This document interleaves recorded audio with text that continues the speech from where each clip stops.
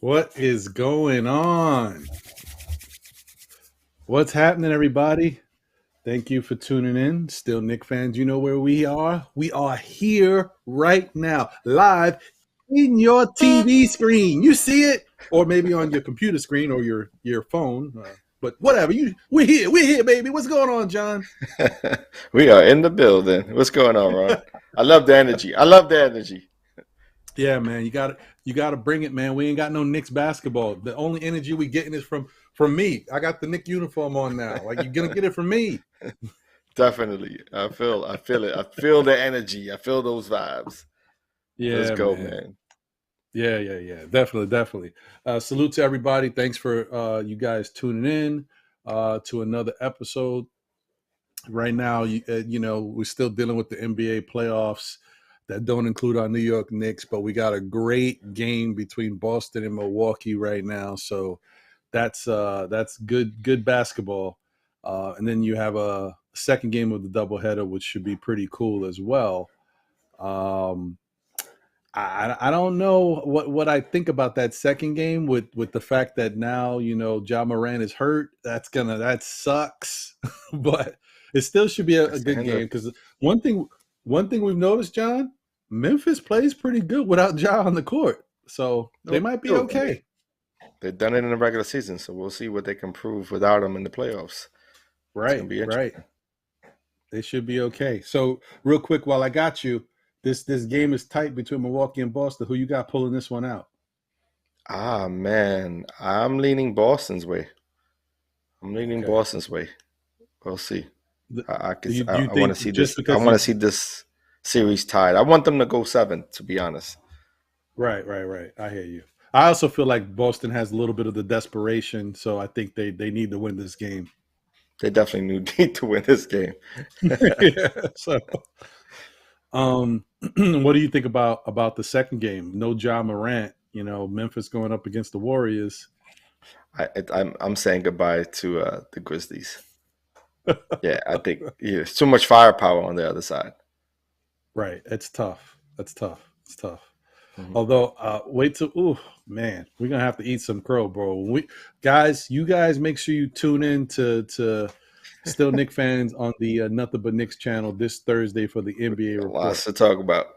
we got to talk about some stuff, and both of us going to have to eat some crow about something we said about some sweeps. Yeah, you're right about that. You are so right. I'm telling you. So that should be pretty fun. Yeah, man. But, starting things off, I thought there's a bunch of not a bunch, but there's a good amount of trade rumors that are still surfacing, and there's different talks and different speculation that has happened. But I thought before we got into any of that, it might be a good time to take a look at the Knicks roster once again, and just see who we have on this team and who we think going into next season may not be here. It's not really, who we'd like to be here, who we'd like to go. It's more of who realistically do we think is going to be on this Knicks team in the next season. So, right. Are you also thinking about, like, if there's a potential trade that happens, who would be on this team still? Or you can use that for that conversation as well.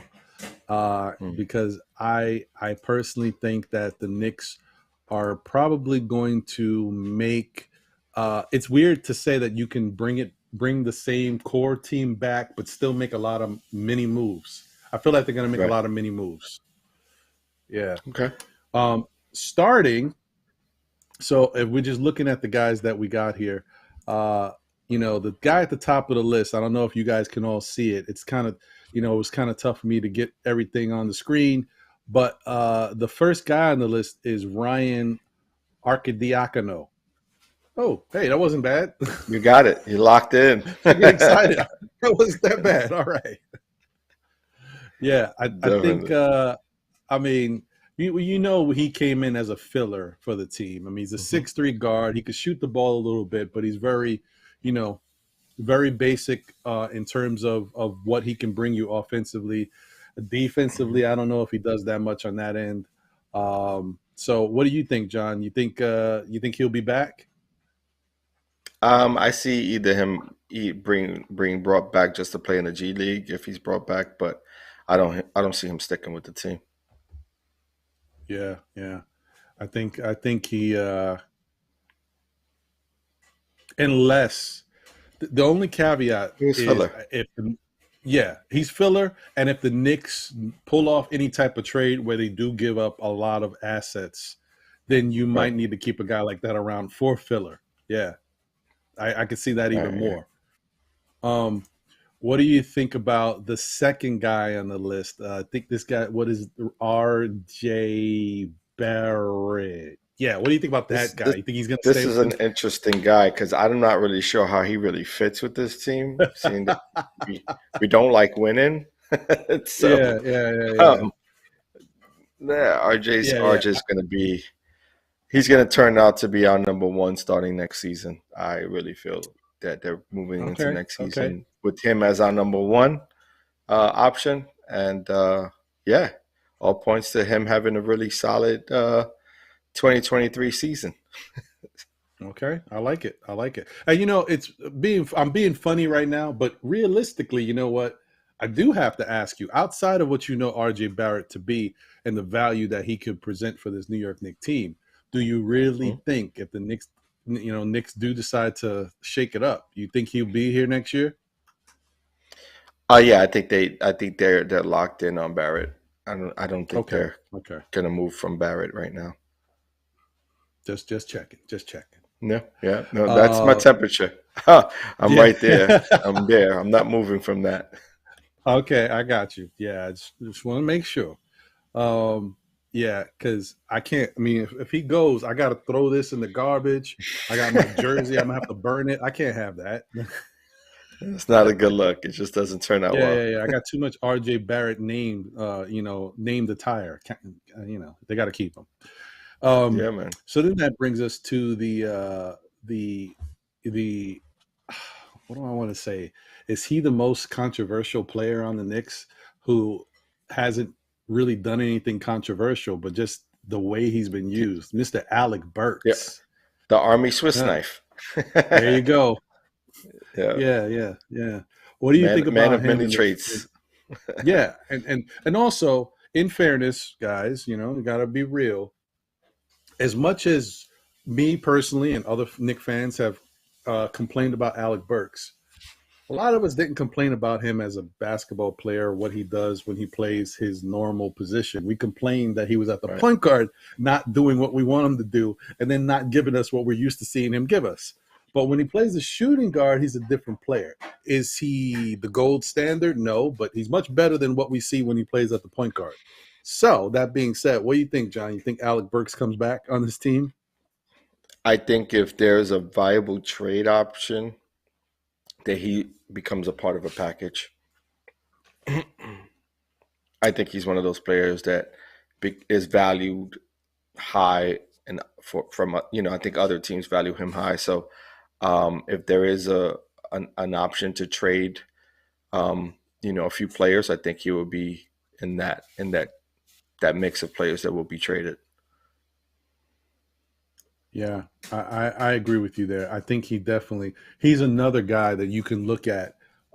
He's better than filler, but you could also look at him as filler, because the other thing is, as much as we want to get rid of some of these vets, if we do decide to make a trade that we have to give up assets, he might be one of those pieces that doesn't go and needs to be here, because we won't have much else to fill up the roster. So that's a good point. I think he'll be gone normally. I think they'll figure out a way that, because I don't think the Knicks are going to pull off any major trade. I think they're just going to kind of piece things together. Maybe they can sign somebody in free agency, and then maybe we get lucky in the draft. So I think Alec Burks, they'll figure out a way to get something for him, for his value. We'll see. Yeah. Like I said, I hope it's comparable. And I don't want to see them trade him straight up for anyone, because I think he's probably going to be better than the person we trade for. You know what I mean? So yeah, I think if they package him, then I think it's a better trade option. Package him with a few other players to get a star-studded player. that may work. Yeah, that's my biggest fear, dude. I don't want us to make any moves where we get rid of people that we don't feel we have a spot for anymore on this team, and then wind up bringing in somebody who's even worse. Like, that is a nightmare scenario. Yeah, and it could happen. It's happened before. No, it could happen. So it could definitely happen. Yeah, I don't want that. Salute to the chat. Salute to Angel Torres, Rome Fall Rock. See you. What's going on? Let's see. Next on the list is Mr. Now, this is an interesting person, Evan Fournier. Evan Fournier, the person we love to hate most of the season, and then we began to, as the season went on, we started to tolerate. That's what I want to say. Evan Fournier is the guy we love to hate, and then we learn to tolerate. Yeah, this is one of those guys who, for whatever reason, they may feel necessary to keep on this team. Maybe they just want a scoring punch of some kind from the wing spot. I personally could go do away with him, you know what I mean, and package him, but I don't think the Knicks will. I think the Knicks are staying true to his contract and trying to see this and ride this out. I think they like his temperament. I think they like what he brings, on and off the court. So, and he isn't injury prone. That's the one thing that he played a lot of minutes. He didn't take that many. Did he take any time off this year? I'm not sure if he did. If he did, it was a short spell. Not really. I think maybe he might have been a victim of the health and safety protocols at one point, but it was a short spell. It wasn't and even extended period.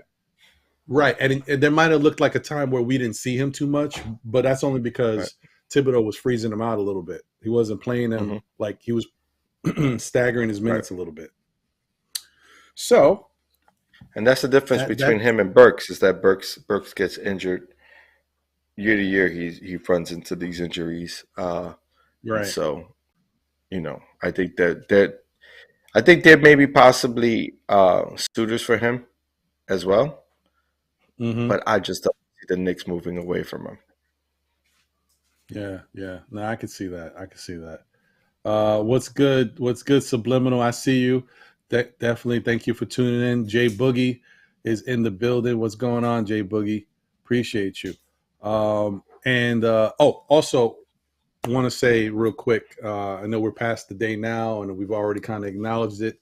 We definitely did on Know the Ledge, but once again, happy Mother's Day to all the mothers out there. Appreciate y'all. And Jay Boogie put out a fire song called Sunshine. Well, it's called My Sunshine. It's a Mother's Day tribute song. It's great. I love it. And if you guys haven't heard it, you can check it out. It's starting to make its way. You'll find it on the Blorange Tears show. Sim did a nice cut for it on NothinButKnicks. And also, I premiered it on the Know the Ledge show this past Saturday. So definitely check that out if you haven't already. Appreciate you, Jay Boogie. So next on the list is Mr. Taj Gibson. Now, look, at some point, I just got to look. I want to talk to Taj and say, Taj, look, we need you. We needed you in the past. We appreciate your service. We still want you here, but let's take on the Herb Williams role. Can we just put a suit on you? You know what I mean? Could we just move you to the bench permanently? What do you think about that, John? I mean, this is one of those that you wish the front office would make this decision for him, but they aren't going to do it. And Tibbs, that's Tibbs' guy, so he's going to be on the roster next season. I think they're going to work through he's going to work through his contract, and then after his contract is up, they may offer him a spot as a coach or in the front office. But I think he's going to play out the remainder of his contract. So that means, depending on who's starting on the starting squad, I expect Taj to get some heavy minutes coming off the bench. Hopefully it's not at the 5. Hopefully, it's at the 4. I think you're right. I think you're right because he's an affordable solution for the Knicks. Another person who could turn into filler in a situation where we make moves and we have to figure out how to fill out the rest of the roster. You never know what they're going to do.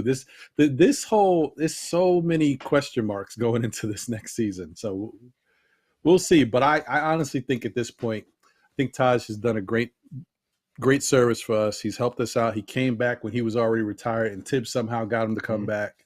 And he's played big minutes for us. But, you know, at some point, I think the Knicks got to figure out how to move in a different direction so we can get a little bit more athletic, faster, a little bit more youth, but smart basketball players, because you can't make up for how smart Taj is as a basketball player. Yeah, and he understands the scheme. He understands the scheme that Tibbs wants to play both offensively and defensively, so he doesn't have to worry about teaching another player. You know what I mean? He knows that this player got it. That's true. You're right about that. So then that brings us to Mr. Quinton Grimes. Quinton Grimes. Now, Quinton is interesting because I think, of course, you know, Knick fans are excited about him. We saw some good things from him. But then unfortunately he got hurt, you know, had some knee issues.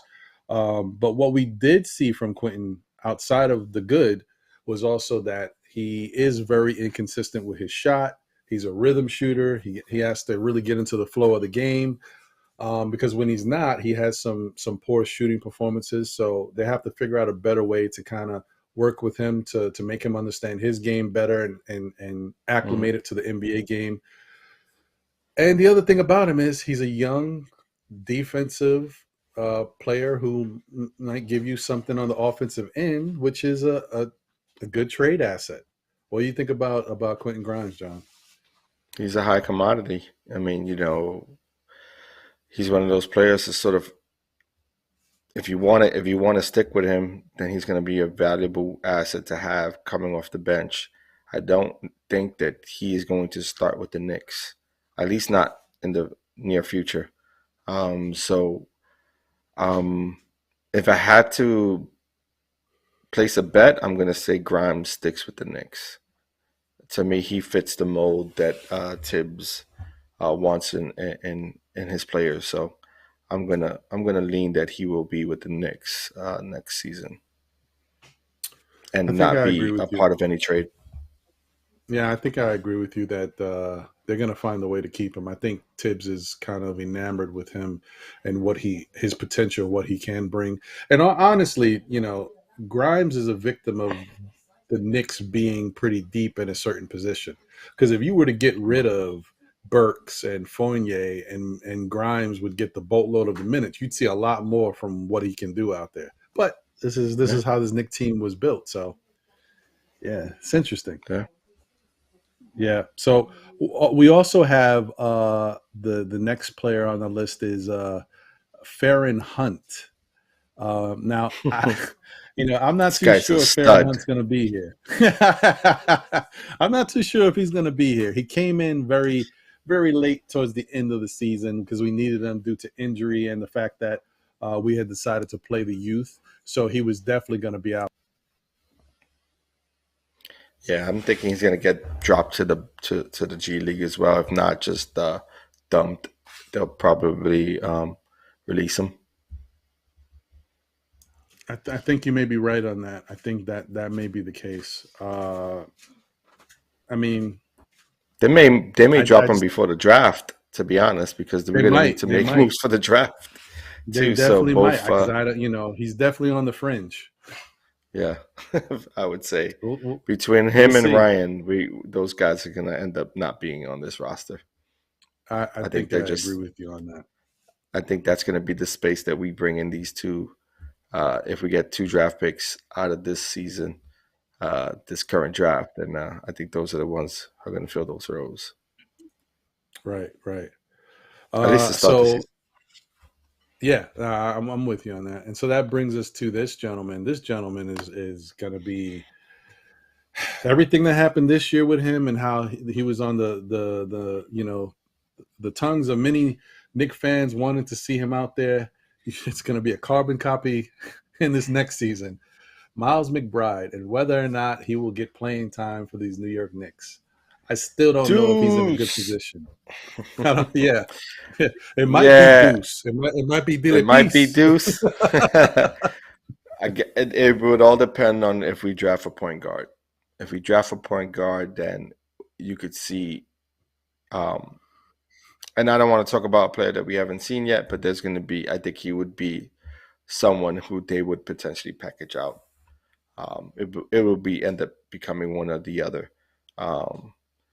But again, Deuce has a lot of upside because, coming into it, I think his defense's intensity on the defensive side, the way he played in the summer league drew eyes and gave him an opportunity to come up with the Knicks and show that he can play quality minutes.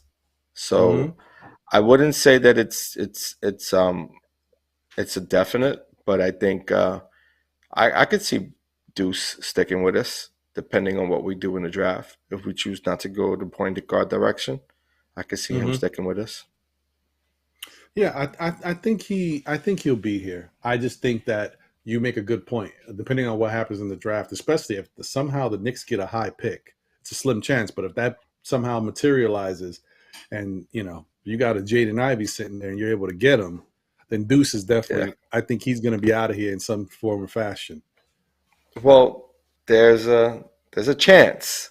Again, there's always a chance. Because at that point you bring in an Ivy, right? So that's a top pick.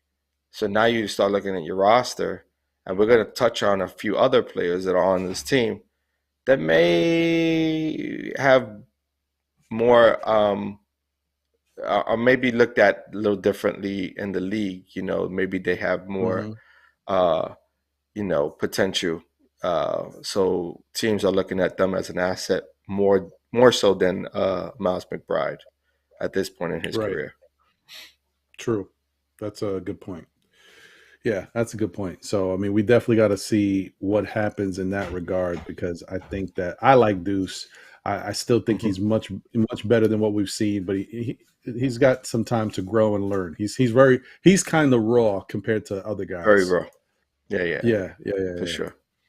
So then that brings us to the guy that I can't believe it. I was making big fire for this guy, Nerlens Noel, and he turned out to not give us anything throughout this season. I thought, oh man, it's great that they're bringing him back. It's great that they're rewarding him. You know what? If you ask me, Mitch was hurt last year. If it wasn't for Nerlens, we wouldn't have made the playoffs. I'm like, I was talking big cock out for Nerlens because he played really good, man. Yeah. But now we're at the reality of what this season was, and we know that he's the Teflon Don. So what do you think about Nerlens Noel?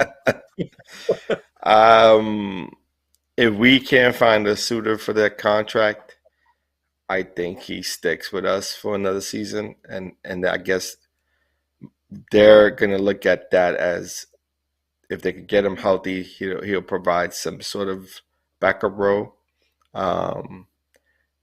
But I really find it hard to believe that other teams are interested. I don't see it. I really don't. So I think we stuck with this bad contract. Oh boy.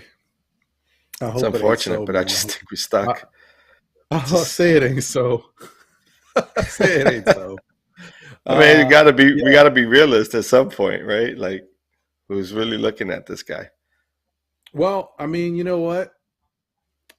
For the most part, I think you are definitely correct. We might be stuck with this unless we decide to do something drastic. Now, I don't know if we want to do it, and I'm going to talk about it in a little bit after we get through this, because that is a way that, Nerlens could be up out of here. So we'll see. But just outside of that, do you think there's a chance that he could come back next year and give us some value? I mean, if he's healthy, he could play a little bit, but I still know if he's going to be healthy. They're saying that it was back most of the year, wasn't it? Wasn't it his back? Knees. He had a lot going on. He had a lot of going on. So I don't know. I mean, yeah, he 100% subliminated on. He's Slender Man. I mean, he's not going to give us much, man. I mean, unfortunately, that's what it is. I mean, if he's on the court and he's healthy, he can provide something like rebounds and blocks and contested shots, but he doesn't do anything for you offensively. Sort of hit and miss. He can't catch the ball. So I just don't know. I don't know how he fits this team. To be honest, if I was coaching this team, Sims would have taken his job already just by his play. So he would be my third big off the bench, fourth behind Taj, because even Taj gave you better minutes than he gives you. So yeah, I'm saying exhaust everything exhaust any means necessary to get him shifted out of here if you can. But if you can't, you're stuck with the contract. Yeah, man. I think you're right about that. It's a tough sell. It's a tough sell. Well, that brings us to another gentleman who I think has opened up a lot of people's eyes, and he went from being possible trade bait to now he's a cornerstone piece of the organization. I'm saying it sarcastically. I'm just, because the fans go up and down. I'm one of those people who said, listen, it was at a point in the season, I'm like, if we got to pull off a trade, if we pull off a trade and a young guy has to go, I would want Quickly to go before anybody else. But that doesn't mean I didn't want Quickly here. I just wanted to keep RJ. I wanted to keep Grimes. I wanted to keep Obi more. That doesn't mean I want him out of here. And now the way he's played, especially down the stretch, I know the competition wasn't as good as it was earlier in the season, but he still had to play basketball. You're still an NBA player going up against other NBA players, and he did very well. What do you think about Emmanuel Quickly next year? Yeah, I didn't want to speak to him before when we were speaking about McBride, but if the Knicks were to have a chance at a point guard, right? Let's say like an Ivy, right? If we had a chance at Ivy, I think their best solution would be to sort of package Quickly with the Burks.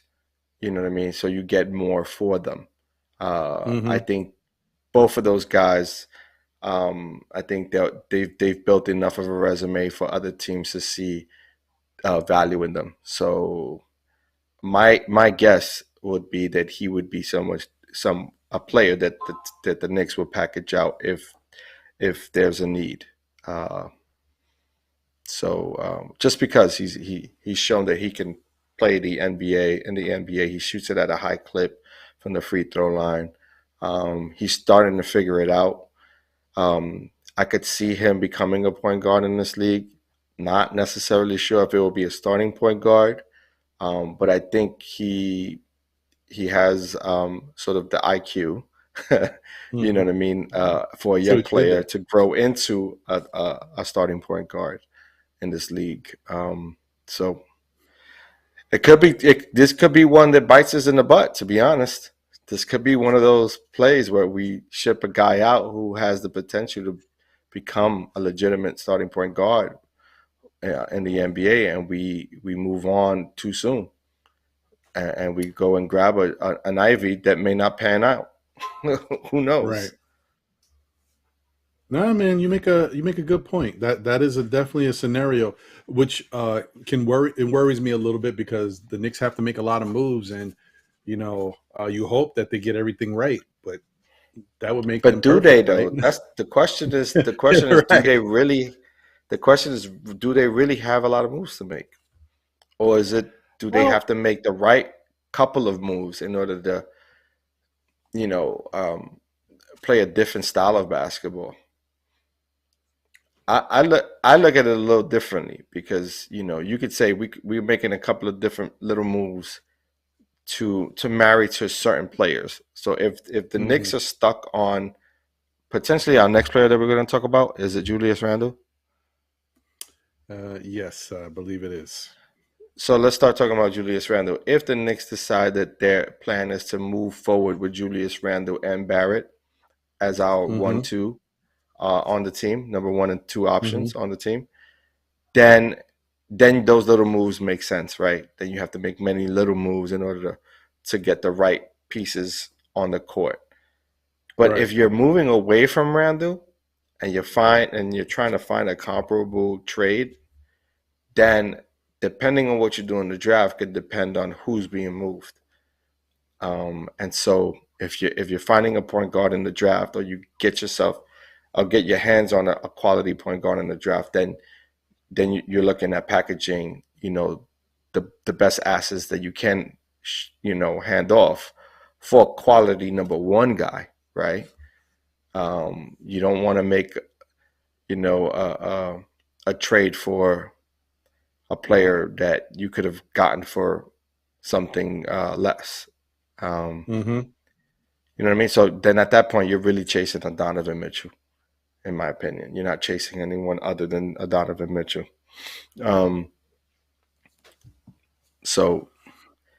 But with Randle, I don't necessarily know if the Knicks want to stick or go. They're saying all the right things right now because, of course, they want to keep the leverage moving into this draft day. So they're sticking to their guns and saying that we're planning to move on with Randle as a part of this team. So I guess we'll see. We'll see what the draft lends us, and if trade talks start to bloom. Right. Yeah, it's very interesting. I don't know. The thing with Julius is I feel like at this point I don't think he should be brought back on the team because of everything that's transpired, and I think it's just going to be a very hard road for him to overcome. Could he do it? Yeah, anything's possible. And if the fans are lenient and understand that this is a player, a human being that has feelings and emotions and can be sensitive, but if you like I don't, it's asking a lot, bro. Hold on, let's try that again. Let's do that. Let's start from the beginning. If the fan base is what? Wait. So. Yeah. Are we talking about the same fans? Okay. It's a chance. So, but I don't think it's a high chance. And I think that as soon as he messes up, the fans are going to get on him. And I just think that he's going to revert, like all that good, whatever good vibes or good feelings he develops going into the season. I think that can derail him. So I just think that's going to be tough. But I do think he's going to wind up being here because I don't think they're going to move him. But anything can happen. So we'll see, man. Yeah. If they keep him, I just want them to build the team smarter. Make sure you bring in some smart IQ guys. Doesn't have to be a bunch. It could be 1 or 2. But some smart IQ guys that can handle the ball and facilitate or something so that we don't have to worry about him doing it in the end of games. Listen, I am for moving Randle. Will they? Still remains to be seen. I think they're just trying to keep it on the hush right now. I think they know he's not happy here, and I think they're going to do all they can do to get him moved. For what player? I don't know. Maybe it's a couple of players, but I think they're going to plan to move him, and we'll probably see more of that talk as the.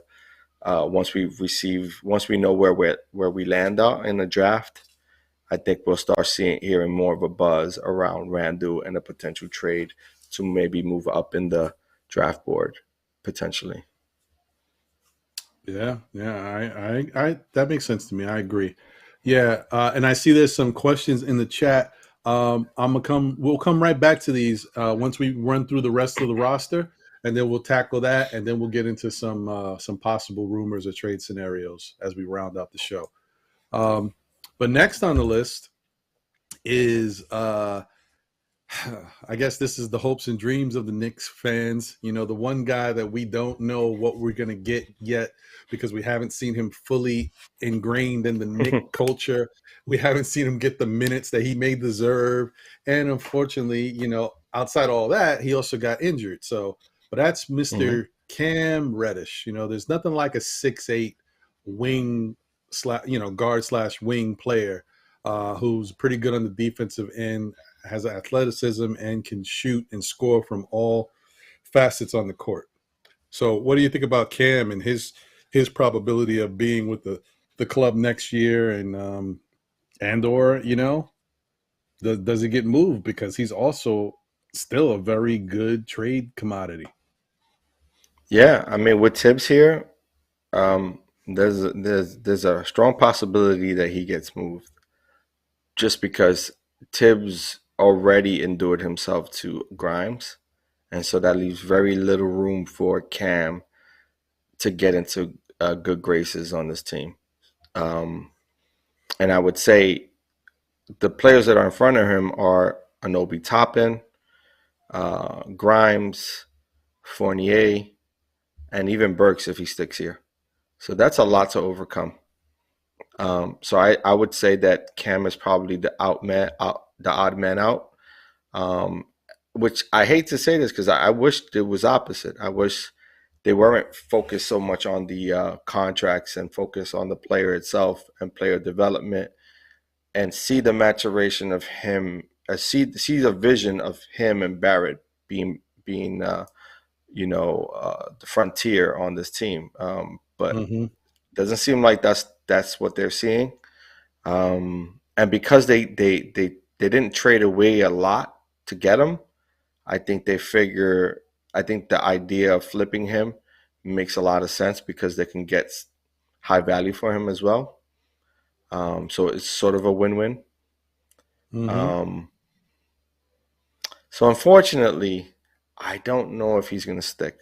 I think he may be one of those players that you match up with the Quickly and Burks and Randle, and it becomes a package deal for another team, which is a nice deal to be presented, right? You're going to get Burks, Randle, Cam, and Quick.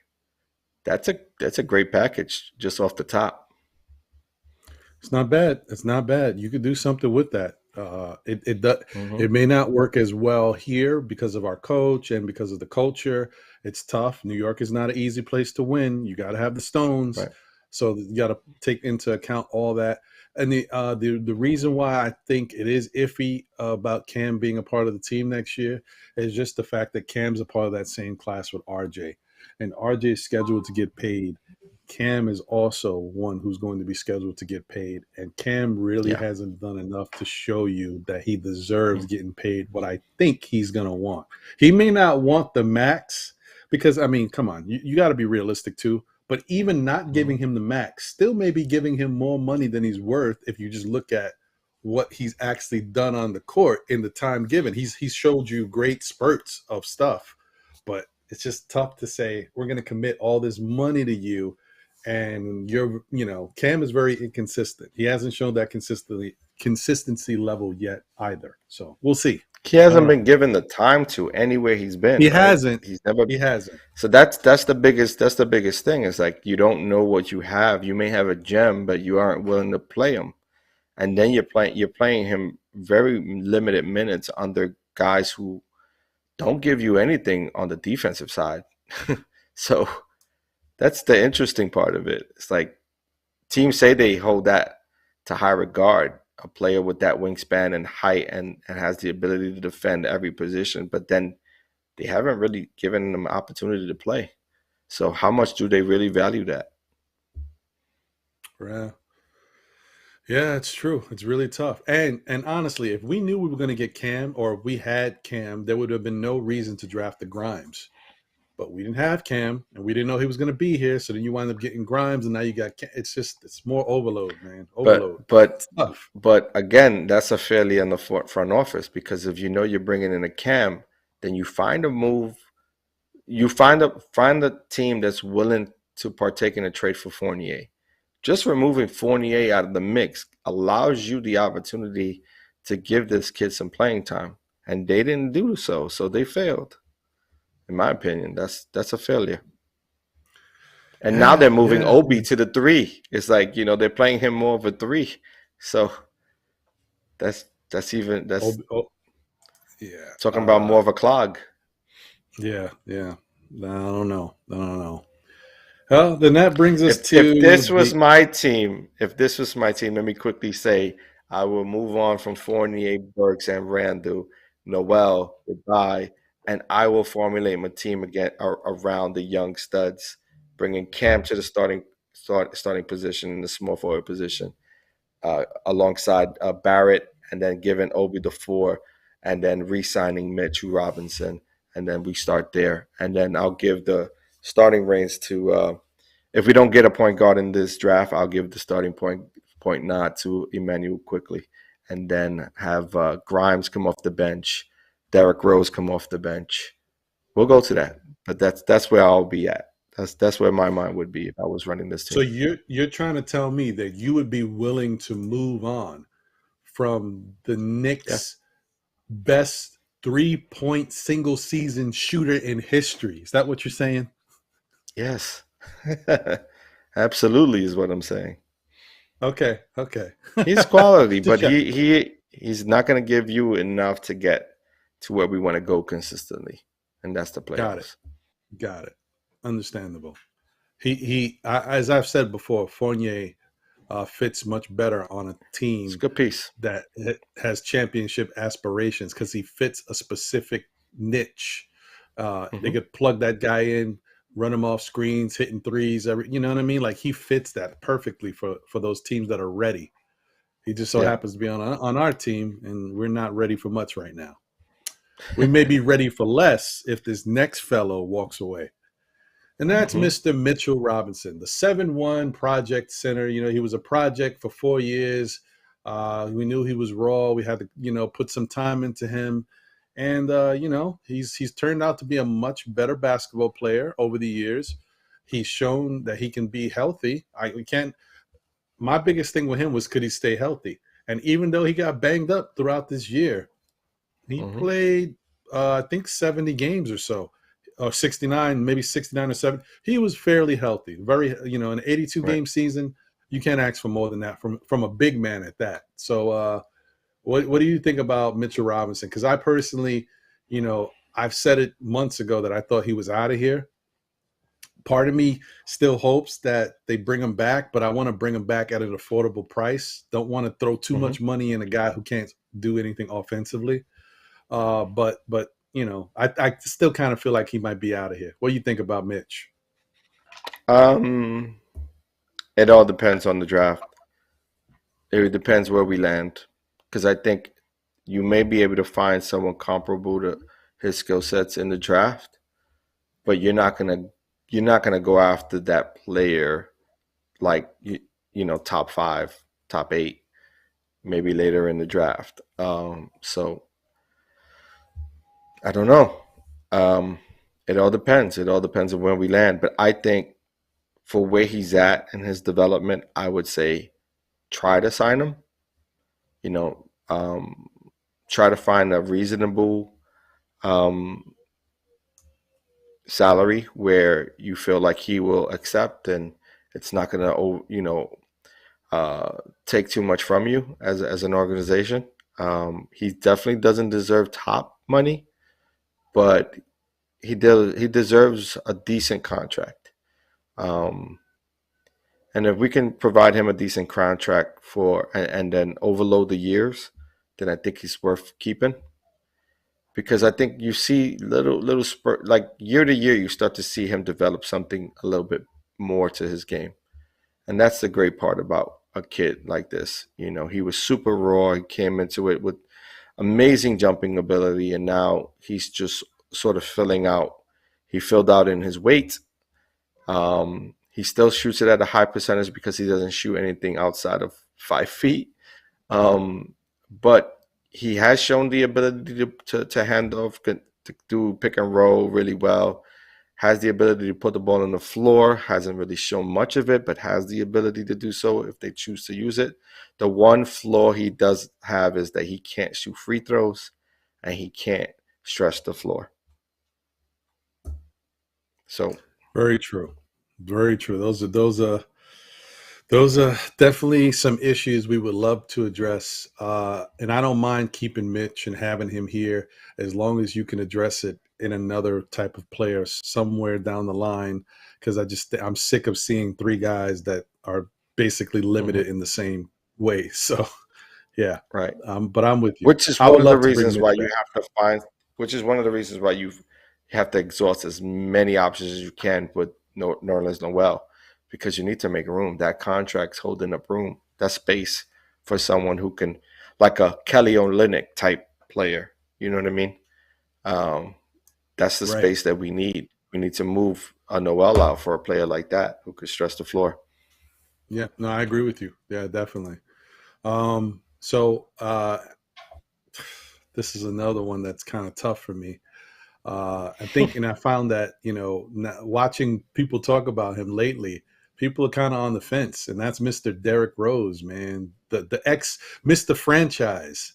He used to be everything. Then the injuries kind of changed what he is in this NBA. But just seeing him on the Knicks now and having him come back, I remember when we were doing the show, it was me, you, and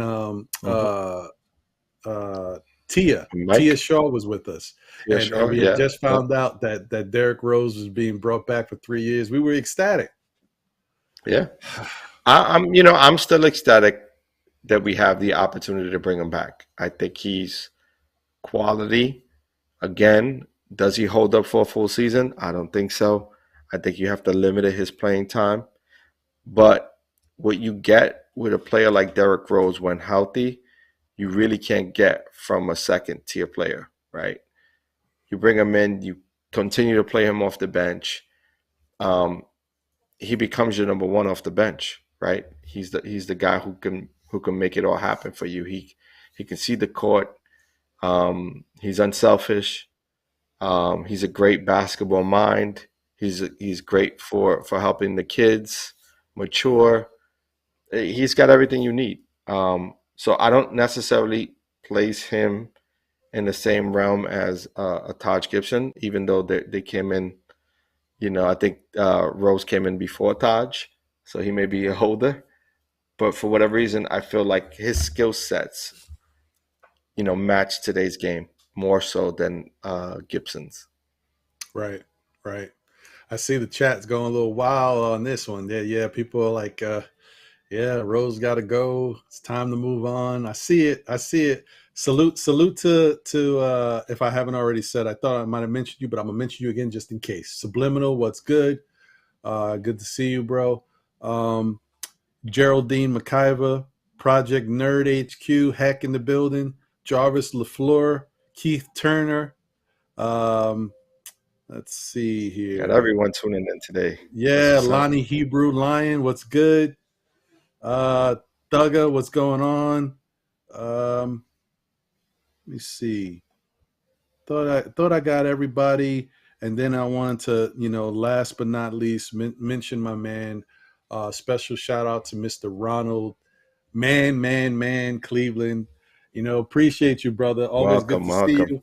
Thank you for being here and tuning in. And Top Notch T, what's good? So, Derrick may listen. I kind of look at it like this. You may have to suck it up and roll with Derrick until he shows you he can't. He's can't do it. You know what I mean? Like he may have to be on the team, and as long as he's healthy, you go out there, you play him.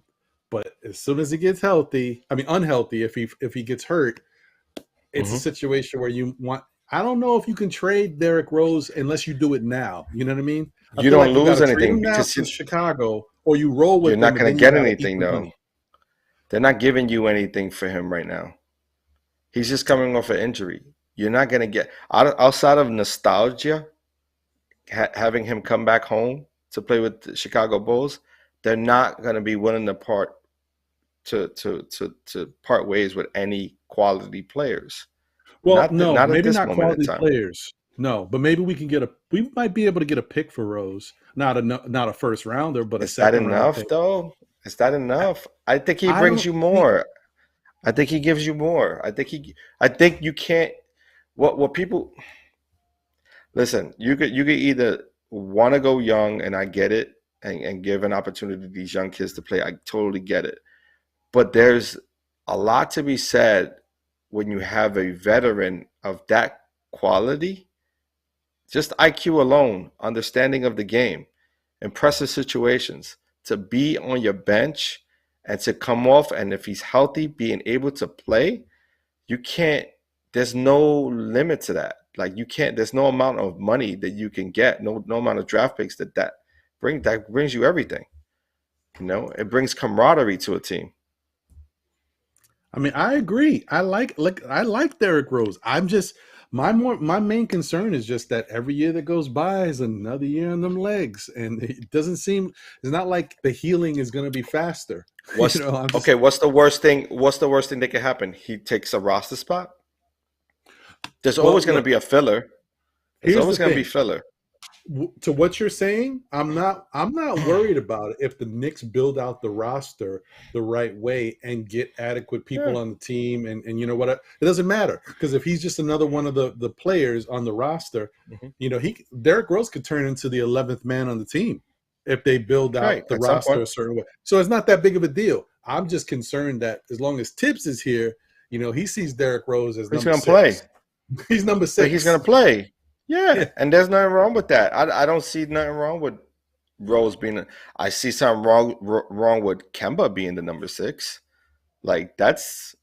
Oh yeah, you know what I mean. But Rose is nothing wrong with having Rose as a number 6 if he's healthy. You know what I mean. But it depends. Like if Derrick Rose has to wear the hat where the hair comes out, then you know it's not working. Right. That's when it's a problem. Yeah, well, but then he's going to be on the bench, right? And then he's just going to be taking up a roster spot, and he'll be a player coach at that point, right? So he's going to make his presence known regardless, and that's the great thing about him. Like he's not going to be a player who shift the paradigm of the team to make it bad, right? Mm-hmm. If he's playing, he's still going to be solid enough to be a good player on the court. If he's hurt, he's still going to be a quality person to lean on the bench. So it's a win-win to keep him. I don't see what the draft pick is going to really give you. What is it going to give you? A player that you don't necessarily know what they're going to bring? You're right. I mean, you get your in essence what we would be doing, because I don't think Derrick Rose really outside. I mean, maybe he would, but I honestly I think, unless you're sending Derrick Rose to the Golden State Warriors or something where he might have a guaranteed real shot at winning, I think he would want to go to the Bulls and retire. But we'll see. But you're not. I just think you got to get something from him. I think he's a Tibbs guy, and he understands where he's at in his career. And I think there's a future with the Knicks, even as a coach or as in the front office, if he sticks it through. So my guess is that him, Tibbs, Taj all have sort of talked this through. You know what I mean? They have their vision board, and that's why they're here.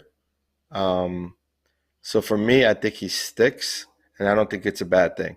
I think if he gets hurt, McBride has an opportunity to show and prove if we don't go out and get a point guard, top 8 player in the draft. Right. Okay.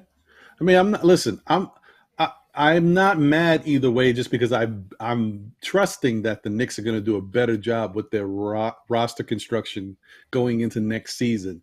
So if Derrick Rose gets hurt, it won't handicap the team like it did this year, because I think Derrick Rose is a huge piece of why we didn't win certain games. You know, he did so much for us down the stretch in the season prior. So yeah, I think he was sorely missed. Yeah, I think we can't do away with how poorly Tibbs' decision making was in regards to placing Burks as a point guard versus an IQ. One of the worst decisions I've seen a veteran coach make, and be content with it. Yeah, horrible. He stated we don't know basketball, so we don't. The game dictates what you're going to do out there in the court. What dictates what for a coach? I don't know. What does he use? I don't know. Anyway, salute to my man Dripmore. I see you. What's going on, Dripmore? And what's going on, Keyshawn? Good to see you. C-Mac, you troll. Good to see you, bro. Shaw Powers is in the building. Paris Doug is in the building. Good to see y'all.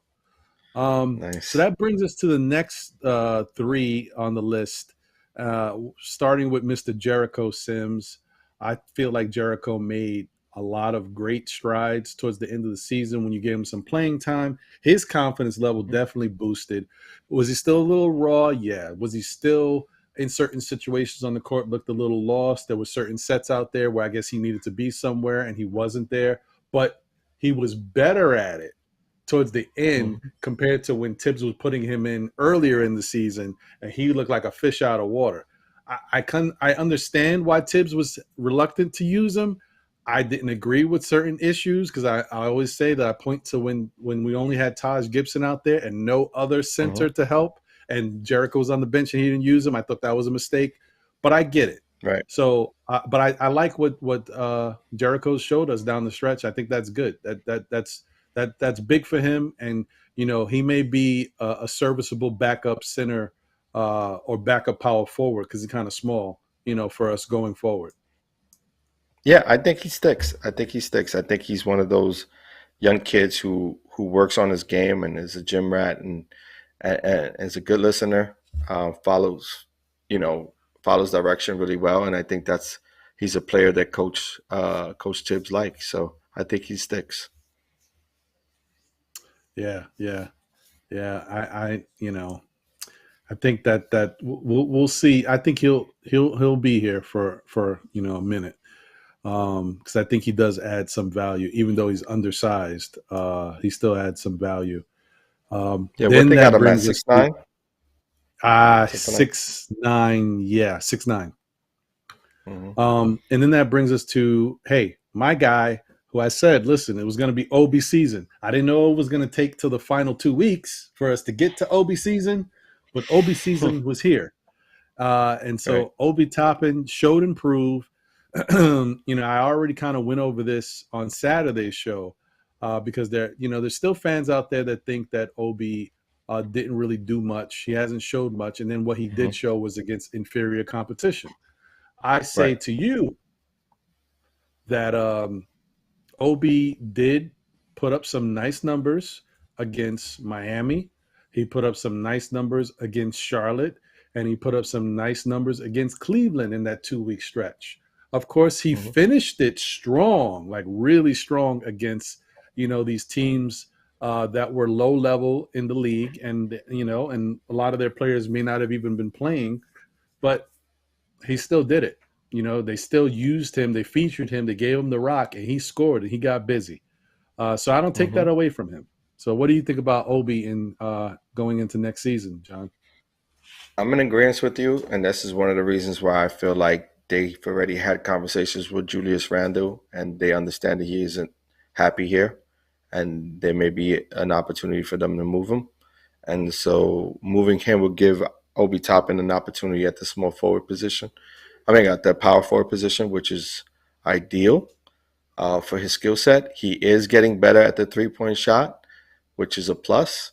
And at the very least, he comes out of this past season with a lot more confidence than he did coming into last season. So, I would definitely look to see us, building a future with Obi once we move away from Randle.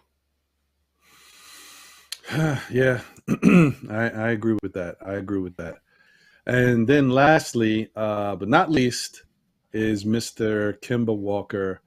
I don't think Kemba, if there was ever any question about any player on this roster coming back next year, the one player that I think cannot come back is Mr. Kemba Walker. If there's a guy who you're going to use your exception on, where you're going to eat the money, if you can't find somebody to pick him up in a trade, I think Kemba's the guy. I think his clip of $9 million or whatever it is low enough that you can say, we can't find anybody. It makes sense for us to eat this money and get him off the books. He was on a 2-year contract anyway, so next year is his final year.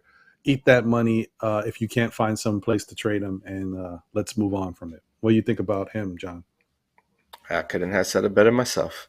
I think that's exactly what's going to happen at the end of the year. So we'll see. I mean, the year is almost over, but it's going to happen right before the start of the next season. So, right. Yeah, I agree. I think that's a high possibility. Yeah, man. So that was the kind of roster we had this year, and what we finished with, and that's our little breakdown of who we think may or may not be here going into next season. But there's definitely scenarios where guys who we thought outside of Kimba, I think Kimba's a definite. Kimba should not be here next year, I don't think. But outside of him, everybody else, there's a chance they'll be back, because it all depends on what the Knicks decide to do. If the Knicks decide to stay with the core of this team intact, then I would say you can see guys like Arcidiacono. He might be gone. Excuse me. You might see them do something curious with Taj, maybe. We don't know. And like Farron Hunt or Fahrenheit. No, just joking. You might see something happen with him.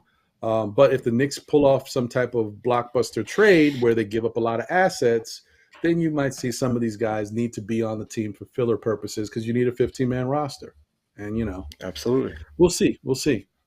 So that kind of brings us to the trade rumors and stuff that we've been seeing. I've been seeing them pop up here and there. One of them was the thumbnail for this show. I already have my opinion on it, but I'm just bringing you guys the news. John, when we talked about the fact that it might be hard to move a guy like Nerlens Noel, the way you do it is you send him to a team that wants to unload a contract. In this scenario, the contract that we're talking about is for one Gordon Hayward. The trade that is on the thumbnail is Kimba and Julius Randle to Charlotte for Gordon Hayward. Now, while that could be a possibility, because in Julius Randle, Charlotte gets a really good player that can help them, because their issue is sometimes they get stagnant on offense. I don't know how much it helps them on their defense, because they struggle with that defensive identity too. So that doesn't really help there. But they might be willing to change, because the Gordon Hayward pick seems like a bad one, and somehow we escaped that one. But now it's coming back and rearing its ugly head. Do I want Gordon Hayward on this team? No. I don't trust him. He can't stay healthy. And if there's anything that I don't want on this Knicks team, is guys that can't stay healthy. It may turn out that we wind up with guys that are on the team that turn out to be that way, but I don't want to bring in a guy like that. What do you think about Gordon Hayward? And I know you were a fan of Gordon Hayward's game. Yeah, but player to player, you're not going to see Nerlens Noel either. So player to player, true. You know what I mean? But you're just giving away, though. Contract is bananas. That's what I'm saying. Yeah, it's bananas, and that's why the Julius Randle thing is big, because you're not going to see anything in return for Julius Randle. So that, to me, doesn't make any sense. So I don't know why I you would say no to it. It doesn't make any sense. Yeah. So for what it's worth, it's sort of a silly trade, option. Plus, I don't even see Charlotte even entertaining Randle. I don't see how he would fit on that team. Yeah, it's a weird one.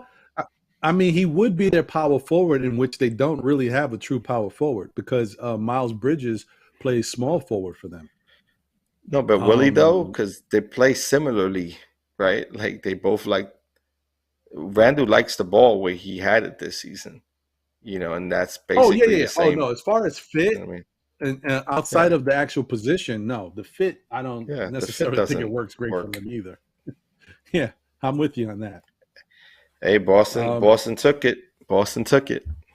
Really? Wow. Okay, Beantown. Okay. Tied 2-2. 116 to 108. Okay, there it is. So there is the reasoning behind it. Gordon Hayward is looks like he's got 2 years left on his deal. So that's 30 million and 31 million. I don't know. That would be the same. If he had 1 year. Go ahead. Randle's what? Randle makes the most of his contract in the last year of his season, right? Yeah. Right now, Randle's going into the first year of getting paid for his extension. Right. And I don't know how they made those numbers work. Yeah, I think Randle's going to be making 23 next year. Yeah, I don't know how they made that work. If Gordon Hayward was a expiring contract, then maybe I could see a team saying, like the Knicks, maybe we want to do that because it's 1 year and we get him off the books. But I don't see any other way. Not to hold on to him for another year after that. I can't. 2 years. I don't see that. You just now that's a definite clog because now you got no money and the spot is taken. So yeah, that's not a good look. Yeah, that's tough. I don't know about that one, folks. Who came up with that trade? Fire him. Hey, man, I'm just reporting the news. Yeah. Subliminal had a question in the chat. He asked, he said, who's our young core moving forward? I think John kind of already put his young core out there, who he would like to see. I guess I would say I would like to keep Grimes. I would love to keep Cam, RJ, IQ, Obi, and I would love to keep Mitch. I think them. Oh, Mitch. Yeah, I almost see. I'm already forgetting about him. Tell you, I think Mitch is gone, man. No, but yeah, and I'd like to keep Mitch.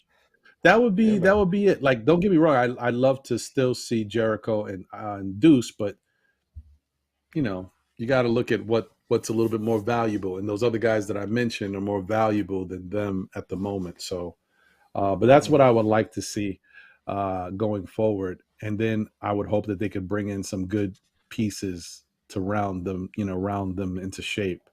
Good scoring options. So we'll see. There was another question in the chat, but I think, if I'm not mistaken, you might have already answered that one too, John. Hitting it and not even knowing. I think you did. I think it was from Geraldine. I think Geraldine had a question. I think we might have already touched on it. Yeah, I think we did. Yeah. So, oh no, there it is. I see it. Just had it. It was just there. There you go. Who do you think? Oh, well, yeah, we did. We touched on it. Nice. Yeah, nice. She wanted to know, who do we think would be back next year, and who do we think might be traded? And I think you touched on that too, John. Good job, man. Good job. Salute to B. Willis. What's going on? Good to see you. Yeah. Oh, Shop Powers. Yeah, that trade was with, if that's what you were asking, was that with Randle going to Charlotte? Yeah, that was Randle and Kimba going to Charlotte for Gordon Hayward.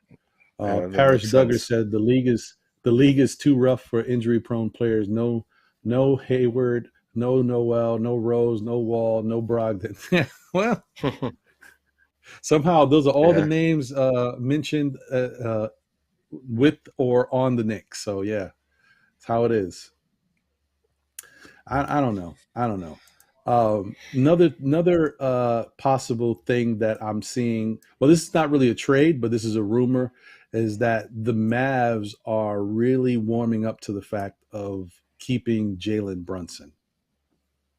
I know that's not that bad of a deal for you, John, because you say you're still iffy on Jalen Brunson here compared to some of the other guys that we might target. So maybe that's good news. But that is another possible piece that could be off the table for us. I'm okay with that. I'm not sold on Jalen Brunson. Another person that the rumor mill's heating up for, and I'm starting to see his name all over Knick Twitter and other places, is Tyus Jones. I know I've talked about him and linked before. But you know, he also is a more affordable option. Seems like, you know, the Knicks may be going on the cheap too, because we don't know how much money they have to play around with, and how they're going to maneuver things. So Tyus Jones really could be an option. Yeah, I mean, I would see he'd be an option if you're moving away from Quick. You know what I mean? Well, no, I mean, Tyus is what, like 6 feet? He's about my height, so he's about 6 feet. You're not. He's a good player, but you're not getting anything elusive. You're not getting anything that's gonna, you know, do anything for you in regards to length and size and, you know, ability, right? Like just natural ability, where you get a little bit of that natural ability with Quick. He's fast. You know what I mean? He's developing as a point guard. He has quality shot. He's not afraid to put up shots. He can shoot it well from the free throw line. Like, I don't see, like, you could potentially have yourself a gem, and quickly, you just need to give him time to mature. So I don't see the same for Tyus. He's a good player, but I see him more of as a Ish Smith type, where he's gonna be in the league for a long time, and he's gonna give you quality minutes. But he's not gonna do much of anything else. I could see an IQ developing into a really solid starting point guard in this league. Well, you know, here's the interesting thing about Tyus Jones. He averages around 21 minutes per game, right? But, you know, the way they use the guards in Memphis is real tricky because different guys bring up the ball. It's not always straight the point guard, unless Ja's in there. But so other guys handle the ball. So we don't know exactly. Not Ja. You're talking about Memphis, right? Grizzlies. Yeah. You're talking about Edwards. Yeah. You said Ja. No. Ja Morant. Yeah. What isn't Tyus Jones on Memphis? Yeah. The Grizz. Oh, yeah. I'm thinking of Minnesota. Yeah. I don't know why I'm thinking Minnesota. You're right. I was like, what did I say? I'm bugging. Yeah. Sorry, I'm bugging. Oh, no, you good. So that's what I mean. Like, the way they use the guards there, it's a little funk outside of Ja. Ja's the only one, you know, it's Ja. But so you don't really get to see Tyus really run the show. So in a situation where he gets a chance to really be that guy and run the show, and I'm not saying personally, when I think about Tyus Jones, I don't think of him as a starter for the Knicks. I actually give IQ first nod. I think IQ and Tyus could really fight it out for who deserves to be the lead guy. And I think whoever is the backup is really, you know, it's a good fit, because I think if I look at the Knick team of Emmanuel quickly learning how to play point guard this season and going through some stuff, I think by the end of the season he got much better. So he's learned something. So going into next season, he's already a little better. With Tyus Jones, I think well, hold on. I think the thing here is how I'm looking at it is IQ and Tyus Jones is better than IQ and Alec Burks. To me, that's huge. It's not better than McBride, though. I think McBride by next season can challenge Tyus completely out of the mix. But the thing is, if you do, even if the competition is between Tyus, McBride, and IQ, that's a healthy competition, and Tyus is not going to command a high contract. It's going to be an affordable salary that they give him, in comparison to Brunson, who we may not even have a chance at, that's going to be making $20+ million. Tyus Jones is going to be making nowhere near that. So, you know, it'll work if you think about it on the cheap. And then if you have to say bye-bye to Derrick Rose, I think you're okay with having McBride quickly. That's and Jones. Only if you say goodbye to Rose, though. And I don't see the Knicks doing that. That still might happen, though. That still might happen. You really believe the Knicks will say goodbye to Derrick Rose? I think it may be tough, but But hey, wouldn't that show you something if the Knicks part ways with Rose and Tibbs? That would be here? like that shows Tibbs something. That would. There's no signs that point to that. You know what I mean? like the Mets moving on from Cano, you kind of seen it in the water, right? You've seen the signs. You don't see those signs with the Knicks. Right. Outside of him being hurt, you don't see any signs of them moving away from Derrick Rose or Taj Gibson. I agree. And the one thing I will say, the other thing about Tyus Jones is like if guys don't really like Brunson, then you should like Tyus Jones even less. Because I think Brunson can give you more than Tyus Jones. So I'm like, and you don't like Brunson because of his height, and Tyus Jones is smaller. So that's what I'm saying. Yeah, I don't know. You're not really getting much, and you got McBride got so much upside. I mean, how long has Tyus been in the league? He's been in the league for a little bit of time. He hasn't just gotten to the league, right? No, he's been here a little bit. He's been around for a while. I remember hearing him or seeing him with the squad. He's been here since 2015, 2016 season. Yeah, so he's got time in the league already. So he is who he is. He's not going to get, you know what I mean? With McBride, you got so much upside with McBride, who's at 6'3" with what's his wingspan? 6'10". That's what I'm saying.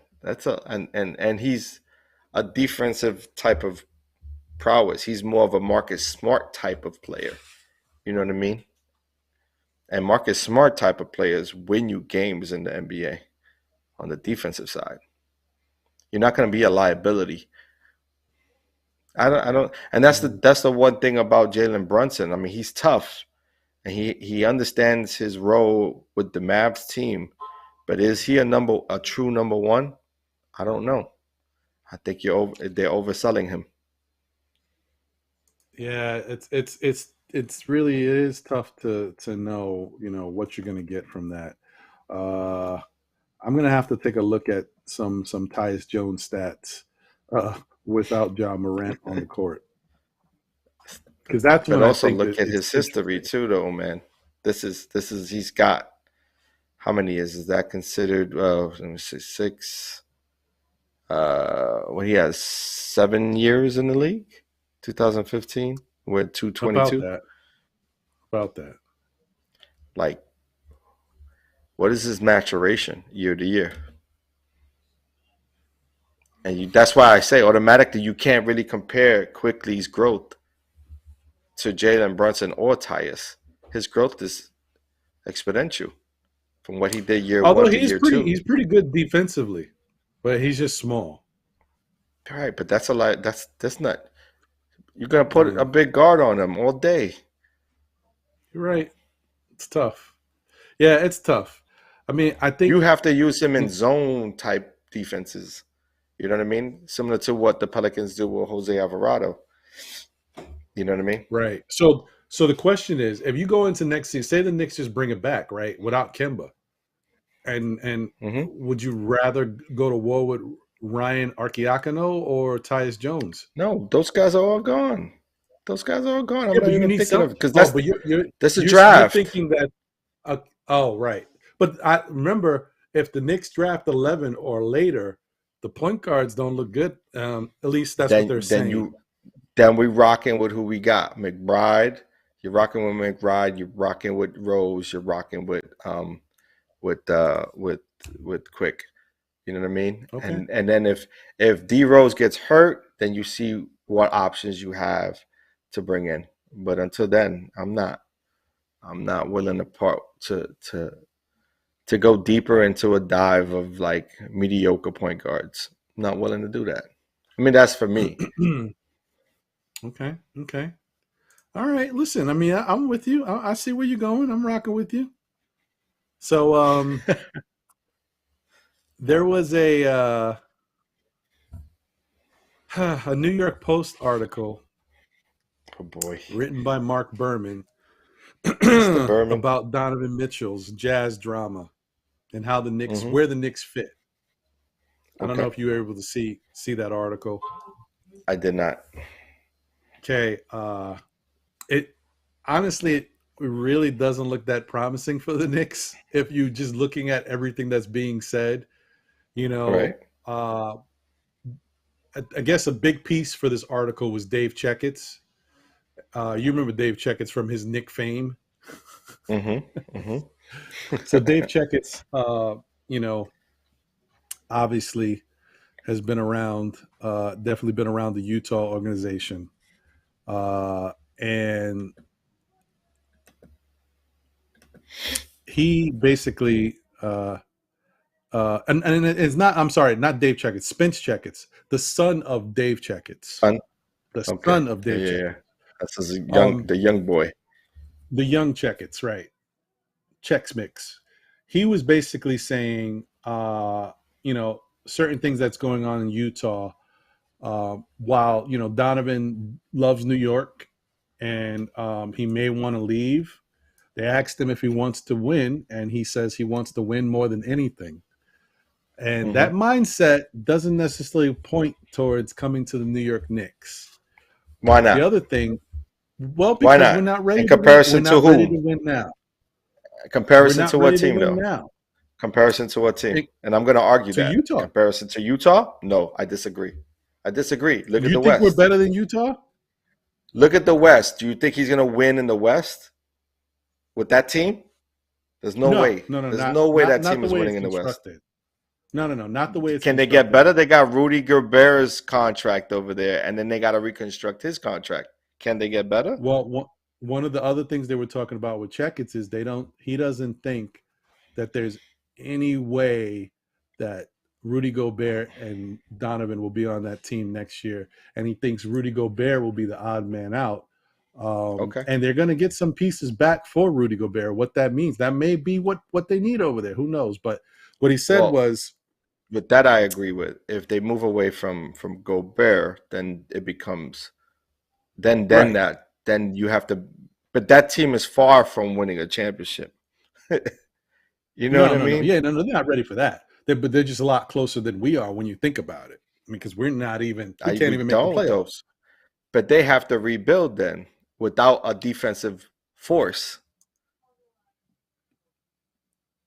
So how good will they be? There's no telling. So I think the Knicks have every opportunity to snatch Mitch away from them if they for the right price. Well, but again, it's all depending on Utah. Right. Apparently Utah is enamored with Donovan Mitchell. They don't want to let him go. Next year, the All-Star game is in Utah, and they want Donovan to be the face of Utah in that All-Star game. Well, there you go. They got to sign him. Or keep him. He's under contract. He's under contract. How long is his contract for? Like 4 more years or something? I think he's got hold on. I thought he had a 7-year deal or something like that.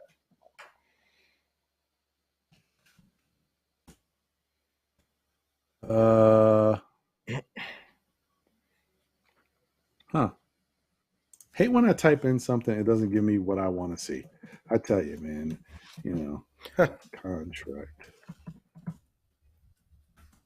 Okay, so 5 years, 163 million. No, 5. Yeah, 5 years, 100. What the hell? What is it? Yeah, 5 years, 163. No, it's 5 years worth up to 195 million. So you got to think about what it's worth up to, I guess, with his incentives and stuff like that. But yeah, 5 years. Right. And this was signed in 2020. Right. So he's just the early half of his contract. So yeah, I mean, then they're moving away from. So at that point, then there's no getting them. So you have to find players to trade. You know what I mean? There's still guys like. There's still some guys out there that we can look at as a potential trade. Potentially get away. I don't know. Who is a player that comes to mind?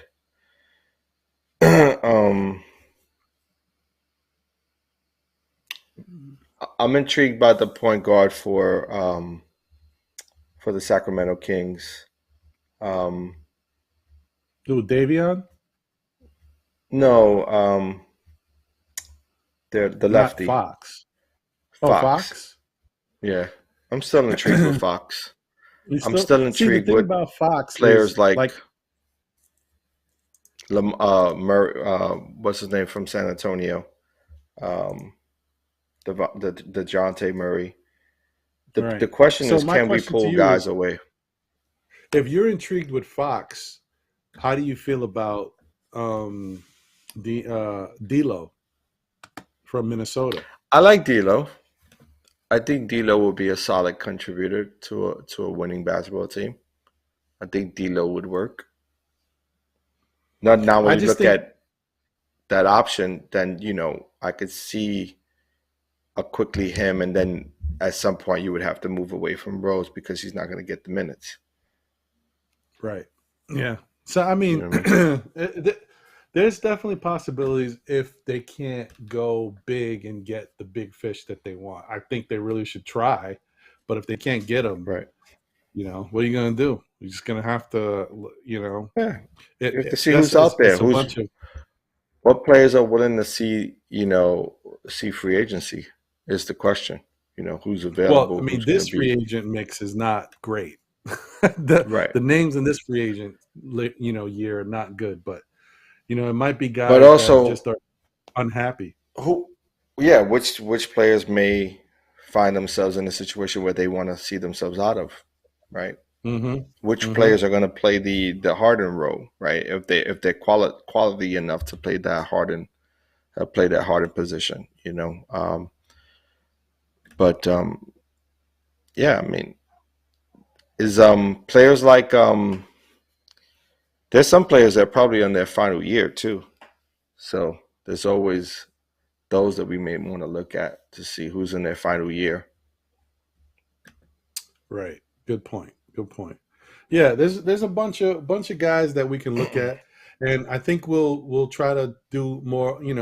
We'll continue to take more of a deep dive into what players might be, maybe not free agents next year, but maybe 1 year away from free agency. So maybe they're players that the Knicks can target, depending.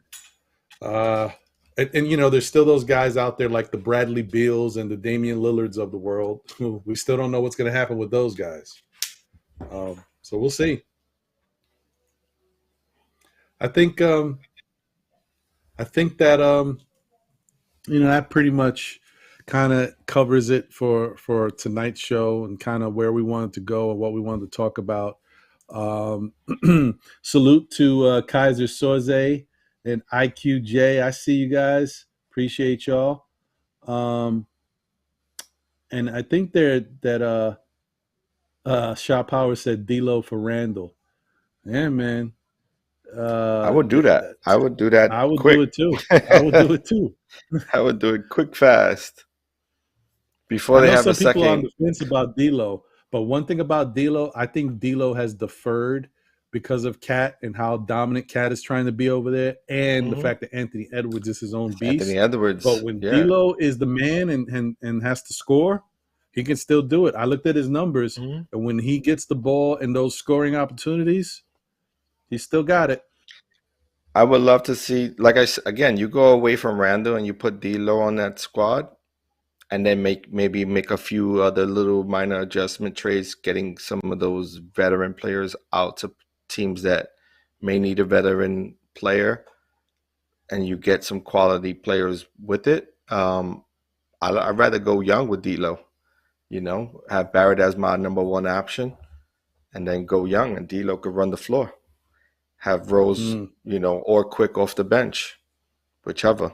Maybe you move Quick and you keep Rose off the bench, and then you keep McBride as a backup in case D Rose goes down. Sorry, Kaiser Soze, man. He said we don't want D'Lo coming in here snitching on people to their girlfriends. That could be true too. Yeah, D'Lo was wilding out, man. But maybe, he was a young kid. He's older now, a little wiser, maybe he understands the faults, his previous faults. Yeah, man. Yeah. That Subliminal said D'Lo has that low motor too. Cool for school. I don't like that players that think they can turn it on and turn it off when they want. I will agree. I don't know why his game goes up and down. I don't know why he does that. He should just play the way his motor was different with Brooklyn, right? Yeah. Well, that's why I say when you put him in a situation where he can be that guy, he can be that guy. Even if he's a number 2, he can still be that guy. But in Minnesota, he's like number 3 now, and he acts like it. I don't know why, but he does. There's nights he don't show up. But it's not like he don't show up and you don't see him playing good basketball. He'll still give you a good amount of points, but he facilitates more assists and stuff like that. He's quiet. Yeah, I get it. Some people don't. They look at that and they think that D'Lo was supposed to be a star, and sometimes he doesn't play like he's a star. But I still think D'Lo, in the situation where he's got to be the guy, shows you more. It's the same thing like we see with Brunson. When Luka Doncic is not on the court, Brunson gets busy. So I feel like D'Lo's in the same situation. You put him in a situation where he's got to be more of the guy, you'll see more stuff from him. But anyway, I hear you guys. Well, I don't think I have anything more as far as rumors for tonight. But we'll definitely keep our ear to the rumor mill, guys. There's a bunch of stuff out there. Shaw Powers put Fox, like you said, John, and you mentioned Murray, DeJounte, E. Gibson. What's good? Those guys. Yeah, I mean, I would love if you could pull them. If you could pull them away. I don't know if you can. Yeah, it's tough, man. I don't know, man. The Knicks are just they're really, they're not in a great position to do anything unless they want to, trade RJ. And to me, what would be the point of doing that? That doesn't make sense. You keep RJ. Yeah, right. I'd rather keep RJ and figure out something else. Well, thank you guys. Yeah. No. Thank you. Jose, are you good? Anything you want to say to the people? Yeah, Jose just giving you the fire, guys. Giving you that fire. Well, thank you guys once again for tuning in. We appreciate the love. Thank you. Salute to you guys as always. John, did you have any final words? As always, stay blessed, and I'm looking forward to the next one. There you go. Guys, thank you as always for tuning in. We appreciate y'all. Stay tuned this Thursday. Still Knick fans, the NBA report on the Nothing But Knicks network. Don't forget, if you haven't already, if you're interested, sign up on Nothing But Knicks for the draft party in Atlantic City, June 23rd, Flagship Hotel. Should be pretty fun, pretty cool experience. And check out Still Knick fans on Saturday, Know the Ledge. And yeah, man, tell a friend who tells a friend who tells another friend. Still Knick fans, we'll be back again. Thank you to everybody for tuning in. Thank you to my man Jose on the ones and twos, holding us down as always.